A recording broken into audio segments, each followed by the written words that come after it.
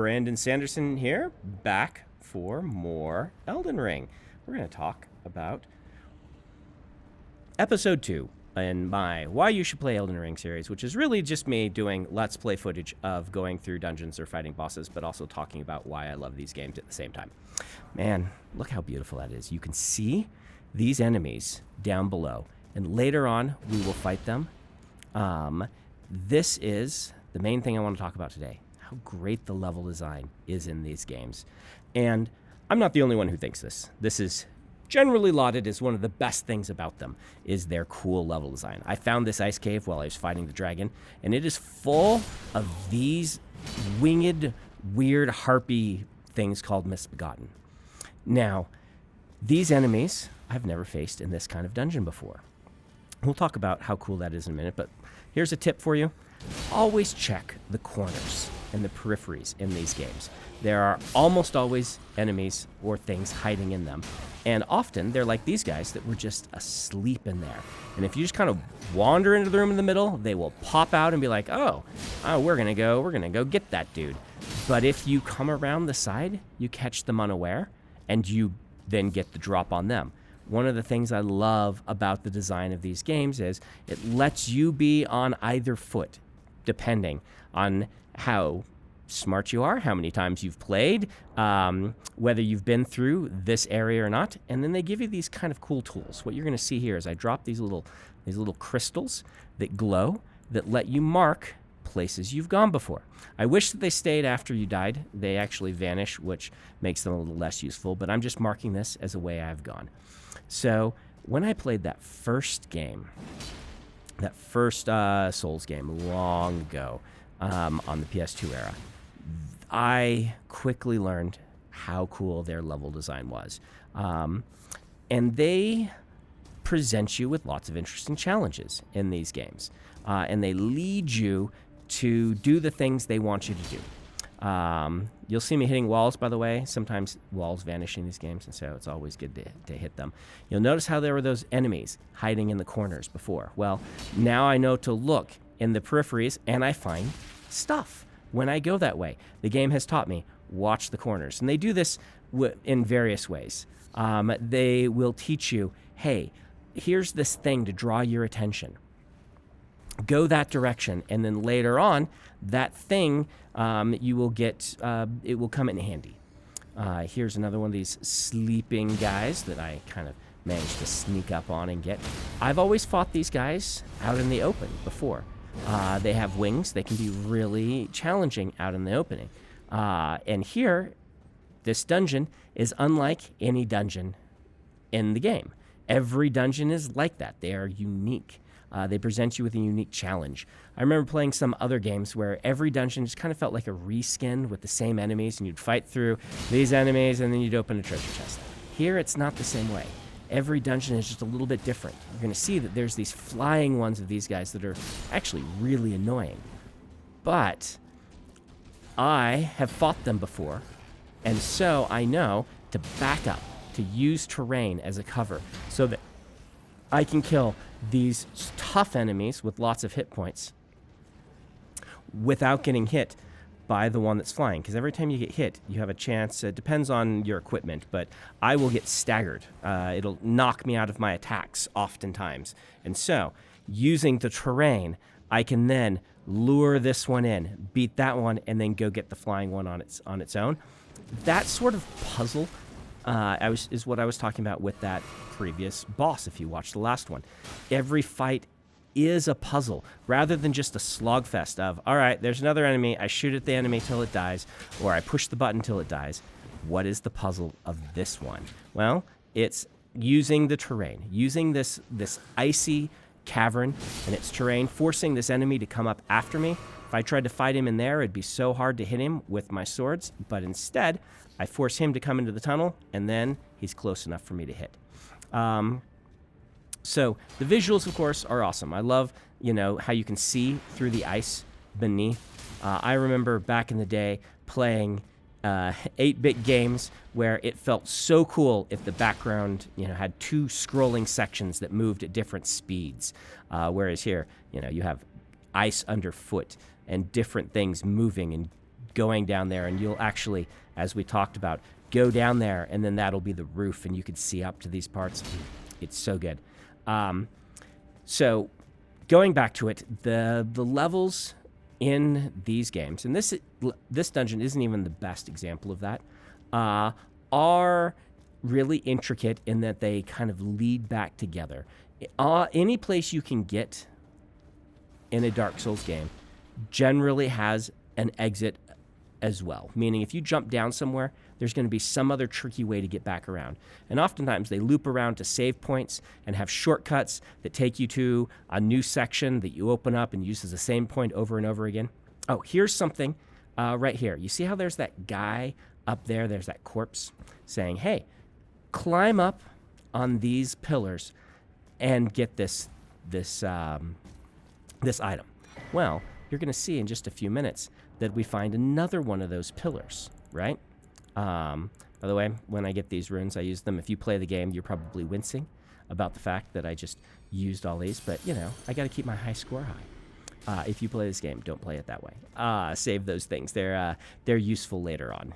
You use them to gain experience points right before you level up rather than just carrying them around like I'm doing. So don't do as I say. But you can see here, we've got kind of a cavern that's got this same sort of structure that you've got to climb up. It's like, well, it had me climb up it before to get an item, and now there's an item right there to entice me, and now I can see, wow, there's a way across and a little hidden path. And so the game teaches you these things. It's so good at this. The level design is so good at showing you where you should go without ever using quest markers, without ever using, you know, something. You can see these little things on the map. Those are things that I have placed up on the compass up above. These jellyfish, by the way, red jellyfish attack you. Blue jellyfish are friends. Don't attack the blue jellyfish. They often, actually, in other places, are used to signal. Boy, double miss there. Often used to signal that there's some cool hidden thing nearby because they glow in a different way from the rest of the scenery. And so that allows you to say, oh, there's something over there. And then you go and you find often some cool thing. So right now we are right below, wish that I'd thought to look up, I don't think I do, where we started. These are those 3 jellyfish that we saw earlier, I believe. That was the ones we just killed. And so we have looped around underneath where we began. So what I'm talking about on this one, just how interesting the level design is in that it loops you around, it makes you feel like you're in a real space. You always feel like, you know, you are working your way through an interesting maze in these games. And the only times that you end up places that you can't get back from by just walking or running around is often when you have boss fights, which kind of puts you in this thing where it's like, beat the boss, and then you'll get a way to teleport out. Granted, you don't really need that in this game because you have, you know, ways to teleport otherwise. But the fact that they care enough that they're not going to be like, yeah, we'll just trust him to use, you know, the fast travel map to teleport away. You might not be able to do that because some dungeons you can't. But in general, they don't say that. Instead, they say, we're going to make a way that you can work your way around and find your way back out of anything that you've fallen down. There's a pathway. Everything interconnects in interesting ways in these games. And it's one of the reasons why you should play them, because you will be constantly saying, wow, that's clever. That's interesting. The game respects my time by not just throwing a bunch of identical enemies in a row, making it more difficult by just piling on more of them so that these enemies that take no challenge from you are just in a row, fight. Instead, every area is its own interesting challenge. And if they repeat enemies, they use them in a different way or a different combination. This is an enemy, as the boss, that I have fought before. But he has a really cool sword that I have not fought before, which gives him a new moveset, and I am not used to it. because he has this cool swing that he's going to do in a little bit. I actually do pretty well against him this first time. That I am not sure how to dodge that right there. Whoosh, whoosh, because it goes double, and then hits me. You'll see me having trouble figuring out how to beat him. Now, he has very little life compared to the dragon we fought before, right? But he's fast. He's fast, he's quick, and relentless. And so the dragon gave me lots of opportunities to step back, catch my breath, figure out what I'm doing. But this one doesn't. This one's relentless. It's a different kind of boss, but this one has a lot less life.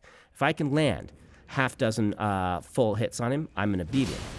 Takes me longer than perhaps should have, because I am only kind of okay at these games. Better than some, but definitely not the best player at all. But I do appreciate interesting level design and interesting enemy design, and that's part of what I love about them. You can see that I dropped my runes. I used to have almost 3 million. When you die in these games, you drop all of your experience points that you haven't spent. Now that sounds scarier than it is, because levels are small increments in this game. A lot of games you'll go up like 10.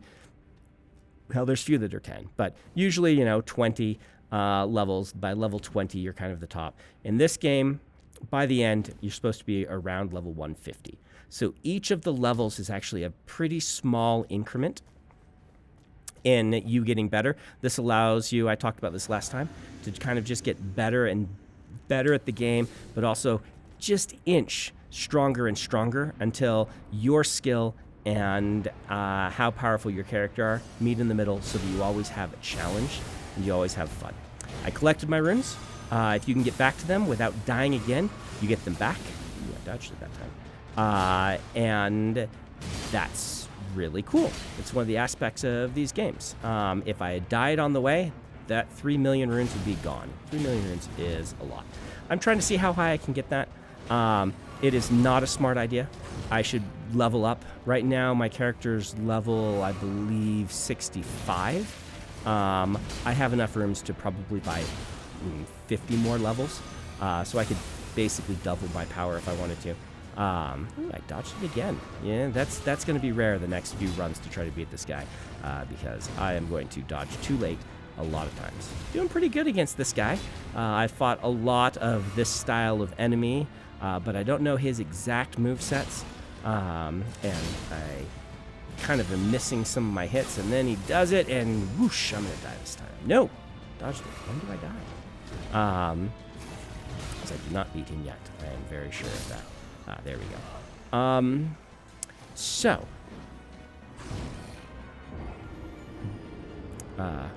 is so cool. I can't use that sword because it requires faith, I believe. I get it at the end of this and I check. One of the cool things is this boss fight. There's not a save point right before the boss fight. So instead, they have these new things for Elden Ring that just let you, when you die, respawn close to the boss. Now, one of the things I don't love is how they often make you do these weird run past a small group of enemies to get back to the boss in these games. I don't know why they still do this. This doesn't really make sense to me. I don't think it fits with the design choices they've made other places. I understand why the save or the spawn point isn't back down here. They want you to spawn outside of it because there's, I'm sure, a way to get back to the beginning from where that spawn point is, because things wrap around, as I said, in these games in interesting and cool ways. I don't discover it because I just go until I beat the boss, which gives you a warp point. But they want you to spawn back up there, but they could have designed it in such a way that you didn't have to run through a bunch of jellyfish to get here. Granted, they're not the scariest enemies ever, but what you can see me doing here is what I should have done. Oh, now you can tell me. What I should have done against the worm, which is spend a little time at the start of each fight just dodging a few blows so that I make sure I'm learning his moves rather than just kind of bowling him over. I like to play these games in a way where I keep my level low enough for my character that I can't just beat the boss without learning the moveset. If I have too much life, that's the big one. If I have too much life, I can just smash the boss and trade hits, and then I don't have to learn how to dodge it. Some veteran players are going to look at this and be like, why is your health bar so low? You should level up your vigor. Well, if I level up my vigor, I don't actually have to learn the bosses because I know how to play these games well enough that I can just smash them and trade blows. And so I have to actually keep my health and my level low enough to still have a challenge, which is one of the things that draws me to this game. You can watch the previous video to get an explanation of that. So, what is this guy, by the way? Well, he's a version of those tough guys that we were fighting before. See, I dodged just a little bit too late. Except he's got a very cool sword, and they're called Misbegotten. He's a Misbegotten Crusader. He's a Misbegotten Knight.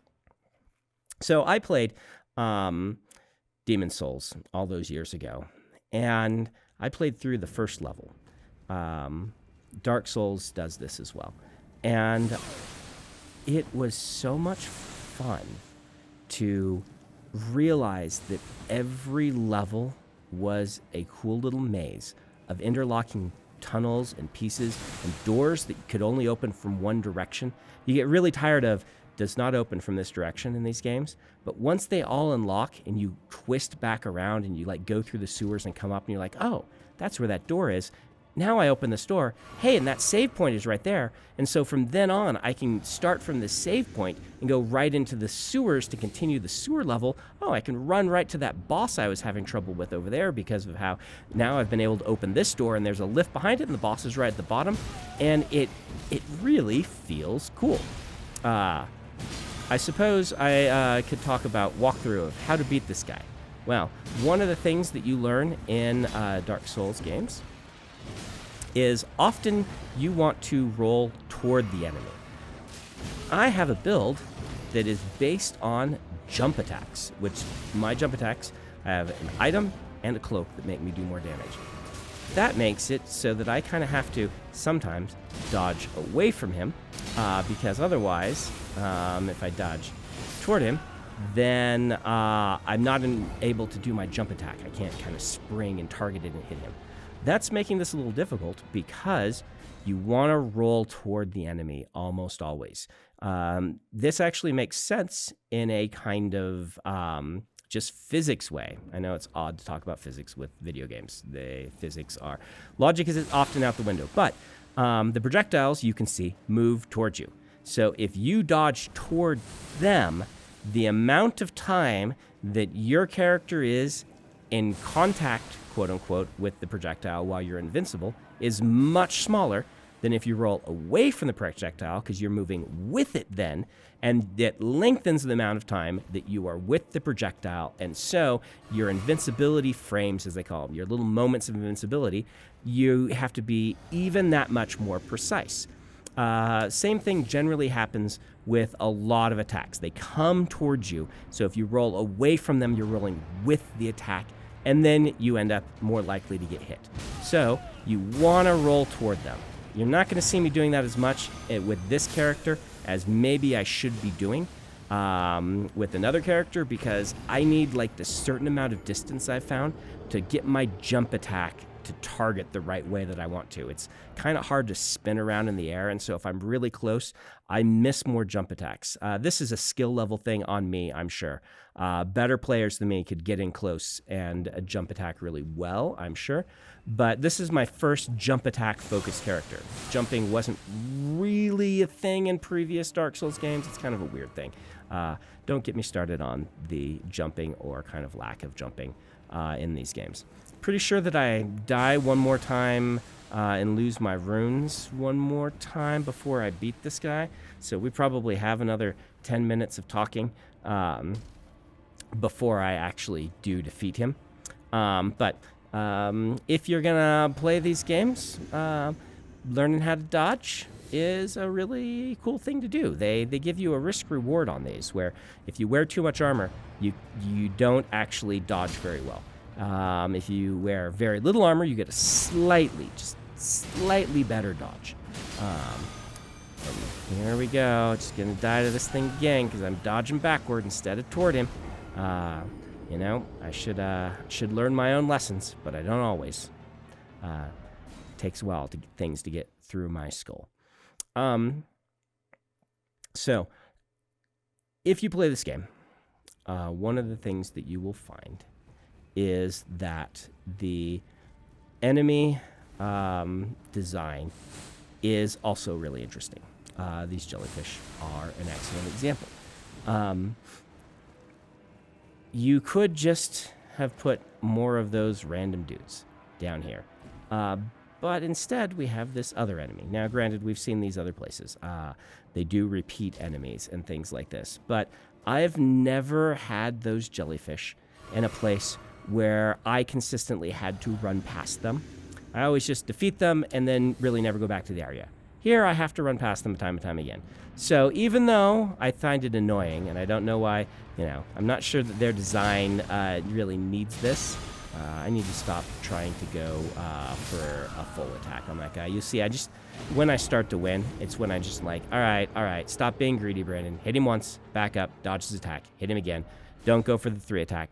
The reason I'm doing the 3 attack is because some enemies get staggered when they get hit by big, powerful blows like my weapon can do, and that stops them from doing their attacks. And so when you have these giant swords, you get used to testing out enemies and saying, all right, what staggers them? What attacks can I prevent them from doing by hitting them with my giant Unga Bunga swords? Oh, there's where I die and lose my runes again. Why I'm not losing them each time I die, by the way, is I have a potion that is a short-term potion that you can choose 2 effects for. Those effects last for like 2 minutes. And one of mine just makes me not drop my runes if I die, because I'm trying to get that score as high as I can, which is, again, ridiculous. Don't do that. Just go spend them on leveling up. But I find it amusing. I find it amusing to taunt people by posting screenshots of me with 3 million runes. There was someone on Reddit where I posted this, and he's like, wow, he's really far into what they call New Game Plus. You can start these games over after you win with all of your equipment, and everything is tougher and drops way more rooms. And they're like, he's probably on like New Game Plus 5, 6. He's probably beaten the game 6 times, because at that point it takes like 3 million runes to buy 1 level. And I'm like, no, I'm just stupid. I'm just doing something dumb, but it is fun to troll Reddit. And I think that was Facebook. I think it was Reddit. And so, have a blast with that. All right. So, I am going to learn to dodge this attack by dodging toward it and still getting hit. I dodged just a little too late on that one. This is where shields come in handy. You might be able to block that one pretty well with a shield. I don't actually know. Some attacks you can't. But newer player, you may want to have a shield ready, because you would have plenty of time to switch out a shield and block that thing when it comes. But it feels cooler to roll through it invincibly when you can actually pull it off, which I can't always do. So, I was talking about these jellyfish. These jellyfish I have not had to run past again, and as begrudging as I am with the fact that you need to run past them every time, which I think is an odd design choice, it is a different challenge, right? I obviously don't know when they do their attacks when I'm running away from them, because they keep consistently hitting me, because I haven't ever had to run past the jellyfish before. And I can only assume that, like, well, that's an interesting challenge. We haven't used the jellyfish in a place where they're likely to just want to run past them to get to the boss. Let's make them an interesting challenge. Oh, go for 1 attack, dodge, go for another attack. See, this is what I'm supposed to be doing. Oh, I go for 2. I shouldn't have done that, and then I die. Yeah. There you go. There you go. Brandon being silly. I'd probably beat him in the next run or 2, though. I start learning to play smartly. Smart isn't that fun. Actually, it's very fun. But, what excuse can I give? Not really any, except for the fact that I am having fun. And that's another thing. I enjoy doing stuff like this, meaning doing these runs, fighting these bosses. There's just something really engaging to me about doing it, which is why I enjoy these games.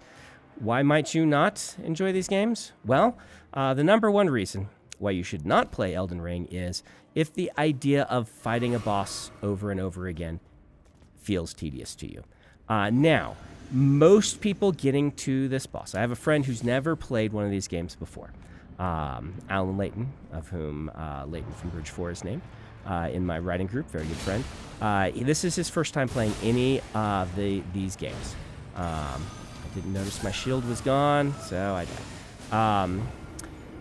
And he's always heard that they're super hard. He's like, I don't want to play a game that is super hard. This has become one of his favorite games of all time because he just levels up. He beat the game recently at level 270, and I'm level 65. I will beat the game. I'm planning to try to beat it at level 75. So for him, he didn't have to fight most bosses a ton of times. And if you're struggling on a boss and you're just like, I just want to have an advantage, you can summon a spirit companion like I did on the previous one. I'm not doing that on this one. Why? I find it interesting to fight some bosses just without them to see if I can do it. For very difficult bosses, you'll see me summoning one, like I did on that dragon. But I could summon Dord on this. If it was still too difficult for me, I can summon other players. That's one of the coolest aspects about this. Someone who's beaten this boss before can then put down a little symbol outside the door in their game, and it'll show up in my game, and you then can summon this guy. Oh, look, I'm learning how to dodge. I'm learning to go for one hit, and then whoosh, I dodge it. And then go in for one hit, and then back, and get ready. Dodge again, and then go for another hit, and stagger him, and then back out of the way. This is what I should have done. But my shield got broken, so I also need to watch out for that roar breaking my little shield. I didn't realize, I think, that it was taking off a little bit of my hit points. I thought he was just buffing up. Alan is loving this game because he can level up to the point, and if he is having trouble with a boss, he goes on and he summons a stranger from the internet who may be useful, who may not be. But, you know, the boss will get a few extra hit points, but then there's two of you. And you will find that if the boss is periodically focusing on someone else, even if it's one of your spirit summonings, the difficulty of the game drops probably, 3 or 4-fold. Having two of you is way easier, even if the boss got double life, which I don't think it does. I think it gets 150% life. The game, that being able to strategically step back and then attack this guy, you can see how low his hit points is. Even with 50% more hit points, if he were focused on someone else and I could just come in and unga-bunga him from behind, the amount of damage that I would do while he's distracted is huge. I told you I learned to dodge it. May not be yet. And so you really have all of these interesting tools. And the world to explore is way more interesting because of the design choices that they make than other open worlds. Instead of, random encounter with very little thought behind them, followed by maybe something interesting, and then random encounter, just some more monsters over here. Every time you find monsters, it feels like there's kind of something new about what they're trying to do, some shakeup. You'll find interesting monsters in different combinations in the overworld that work together or against each other in interesting ways. You'll stumble upon battles where they're fighting each other. You'll find each of these dungeons with an interesting, unique puzzle or take to them. Watch my first Elden Ring video for one that has a really interesting puzzle aspect to it. And the game is so engaging because of that, the beautiful art design, that it's a delight to explore. And that delight to explore makes it worth playing. I learned that I'd take off life. But then I got to hit whatever. And it just becomes a wonder. It feels like being in a fantasy world in a way that most, even fantasy video games, don't, because there is so much character to the setting in these ones. Instead of being generic medieval England, it's really its own interesting world, and that's the case with all of these. I survived that somehow. And I think I still die this time, but I think I'll do it next time. Getting really close, and I'm learning to dodge. I'm leveling up, like I talked about in my last video, that my character doesn't need to level up so much as I need to level up in order to learn his moves, learn how to dodge it. But you don't have to whoosh, dodge towards him, go right through it. Maybe this is the time, actually. Yeah, I think it is. And then, bam. So, I'm rewarded in learning how to dodge that attack. And because of that, I get his sword. One of the things that I wish they would do is make it easier to use more of the weapons with in different ways. Like, this is a sword that, though it's very cool, I can't actually use because I don't have the stats for it. Granted, that's partially my fault, because here I am at level 65 in an area that I should be level 140, and so I should have leveled up a bunch more stats, and so I would be able to use more of these weapons.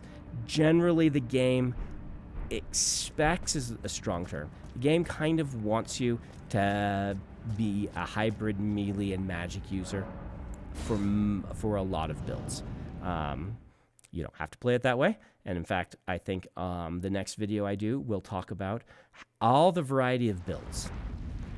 So you can see back at the beginning there, we're going to run by here. You'll be able to see, yeah, there's our little jellyfish friend again, our friends, the 3 little jellyfish. So we've looped back around. There, I'm sure, is a way to have gotten here before. I continue for another 5 minutes in this dungeon. I don't think I'm going to have you watch all of it because there's not a whole lot more to watch. We'll start down a tunnel down the tunnel to the left here, but there's just not a whole lot left to this because I have gone through it all. And so I'm gonna take us out here and just say level design. That's our principle here. The level design is really good. A hot take, I know.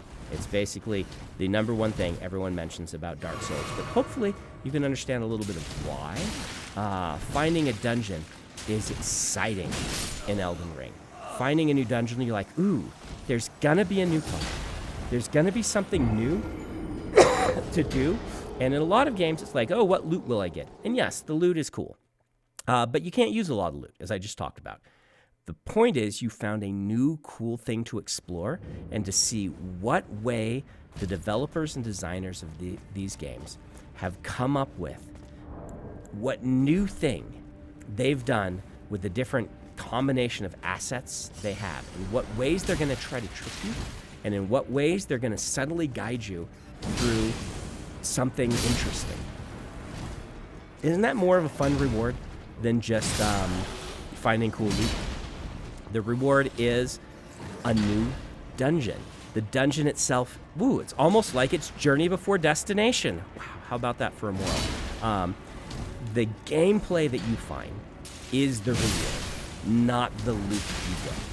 Most of the loot in here, I'm just not using. You'll notice that, you know, when I found cool runes, I just use them, right? I just take them and I just immediately add them to my total. You're supposed to save them for cool things. I just don't do that because I don't need them. That's not why I'm in this dungeon. I'm not finding cool loot. I'm not going to use most of the things I find in this game. What I'm going to do is I'm going to have a great experience. And so that's why you should play Elden Ring. It's because the gameplay is more rewarding than the loot you get. And that feels really, it shouldn't be, but really innovative in today's market, where most of the dopamine hits, or whatever they call it, the Skinner boxes, are all about what random thing do you get in this little box.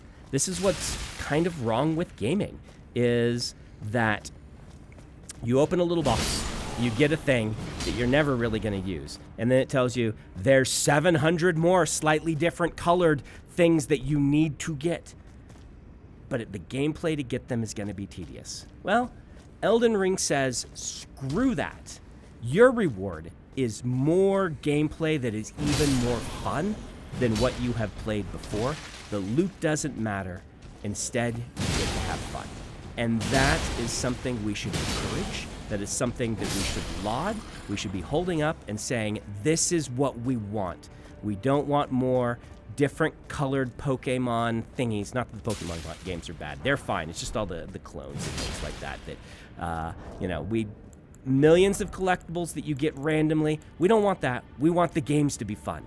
And lo and behold, this game is really fun. So that is why you should play Elden Ring. Is the love and care put into the design respects you and your time as a player and rewards you with more fun instead of a random dopamine hit.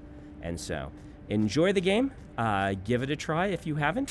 And I will be back next time, probably to talk about all the cool different builds that are possible in these games and why I love the games because of that. Brandon Sanderson signing off for the second episode.